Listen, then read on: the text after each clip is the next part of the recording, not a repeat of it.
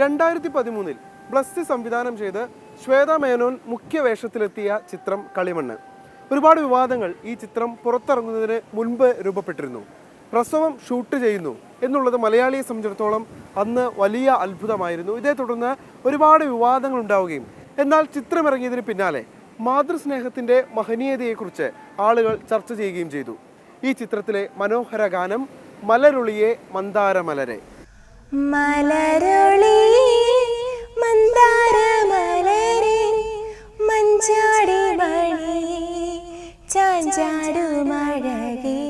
പലരും കരുതിയിരുന്നത് ലാലി ലാലി എന്ന് പറയുന്നത് മൃദുല വാര്യരുടെ ആദ്യ സിനിമയിലെ പാട്ടാണ് എന്നുള്ളതാണ്. പക്ഷെ അതിനു മുൻപ് ഒരുപാട് പാട്ടുകൾ മൃദുല പാടിയിരുന്നു. പക്ഷേ ഈ പാട്ട് കൂടുതൽ ശ്രദ്ധിക്കപ്പെട്ടു എന്നുള്ളതാണ് പ്രത്യേകത. എം ജയചന്ദ്രൻ്റെ തന്നെ മറ്റു ചില പാട്ടുകളും അതിനു മുൻപ് മൃദുല പാടിയിരുന്നു. അപ്പോഴൊക്കെ മൃദുലയ്ക്കൊരു ഹിറ്റ് ഗാനം നൽകണം എന്നുള്ള ആഗ്രഹം എം ജയചന്ദ്രന് ഉണ്ടായിരുന്നു. അങ്ങനെയാണ് ആ ദിവസം വന്നെത്തുന്നത്. കളിമണ്ണിലെ പ്രധാനപ്പെട്ട പാട്ട് പാടാൻ എം ജയചന്ദ്രൻ മൃദുലയെ വിളിക്കുമ്പോഴും ഒരു കാര്യം പ്രത്യേകം പറഞ്ഞിരുന്നു. ഫൈനൽ മിക്സിൽ ഗാനം ഉണ്ടാകുമോ എന്ന് ഉറപ്പ് പറയാനാകില്ല. സംവിധായകൻ ബ്ലസ്സിയാണ് ഇക്കാര്യത്തിൽ അന്തിമ തീരുമാനമെടുക്കേണ്ടത്.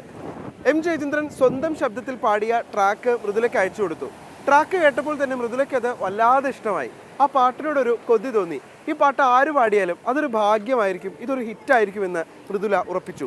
അങ്ങനെ ചെന്നൈയിലെ മ്യൂസിക് ലോഞ്ച് എന്ന സ്റ്റുഡിയോയിൽ വെച്ചാണ് ഈ ഗാനത്തിന്റെ റെക്കോർഡിംഗ് നടക്കുന്നത്.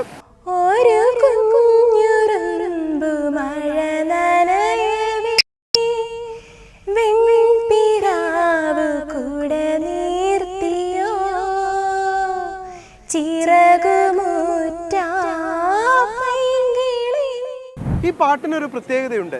സാധാരണ താരാട്ടുപാട്ടുകൾ ഒരു കുഞ്ഞിന്, ആൺകുഞ്ഞിനോ പെൺകുഞ്ഞിനോ വേണ്ടിയാണ് നമ്മൾ പാടിക്കൊടുക്കുന്നത്. ഇത് പക്ഷേ ജനിച്ചിട്ടില്ലാത്ത വയറ്റിനുള്ളിലുള്ള കുഞ്ഞിന് വേണ്ടി ഒരു അമ്മ പാടിക്കൊടുക്കുന്ന താരാട്ടാണ്. അതിൻ്റെ ഫീൽ എന്തെന്ന് മൃദുലയ്ക്കറിയില്ല. അപ്പോൾ എം ജെ ഓരോ വരികളുടെയും ഫീൽ അതുപോലെ പറഞ്ഞു കൊടുത്താണ് മൃദുലയെ കൊണ്ട് പാടിച്ചത്. ഇത് അതുകൊണ്ട് തന്നെ റെക്കോർഡിംഗ് സമയത്തെല്ലാം തന്നെ സംബന്ധിച്ചിടത്തോളം വളരെ ശ്രമകരമായ ഒരു ദൗത്യമായിരുന്നു എന്നാണ് മൃദുല വാര്യർ പിന്നീട് പറഞ്ഞത്. ട്രാക്ക് കേട്ടപ്പോഴേ ഞാൻ വിചാരിച്ചു എന്തൊരു ബ്യൂട്ടിഫുൾ സോങ് ആണ്, എന്ത് രസമായിട്ടാണ് സാറ് പാടിയിരിക്കണതും. ഭയങ്കര നല്ല ഫീൽ ഉണ്ടായിരുന്നു സാറ് പാടിയത് കേൾക്കാനും. അപ്പോൾ ഞാനിങ്ങനെ വിചാരിച്ചു ഇത് ആര് പാടുകയാണെങ്കിലും ഇത് ആർക്കാണോ ഈ പാട്ട് കിട്ടുന്നത് അത് ഭയങ്കര ലക്കി ആയിട്ടുള്ള ഒരാളാണ് എന്നൊക്കെ ഞാനിങ്ങനെ വിചാരിച്ചു. കാരണം എനിക്കൊരു ഉറപ്പുമില്ല ഞാൻ തന്നെ ആവും ഇത് ഫൈനലി പാടുന്നതെന്നുള്ള. എന്തായാലും പാട്ട് പുറത്തു വന്നപ്പോൾ ഈ സിനിമയിലെ എല്ലാ സംഘാംഗങ്ങൾക്കും ആ പാട്ട് വല്ലാതെ ഇഷ്ടപ്പെടുകയും പിന്നീട് ചിത്രമൊക്കെ റിലീസായതിനു ശേഷം ഈ ചിത്രത്തെ തന്നെ ആകെ അടയാളപ്പെടുത്തുന്ന ഒരു ഗാനമായി അത് മാറുകയും ചെയ്തു. ഇതോടുകൂടി മൃദുല വാര്യർ എന്ന ഗായികയുടെ തലവര കൂടിയാണ് ഈ പാട്ടിലൂടെ മാറി മറിഞ്ഞത്. ഇതാണ് ചില പാട്ടുകളുടെ വിധി.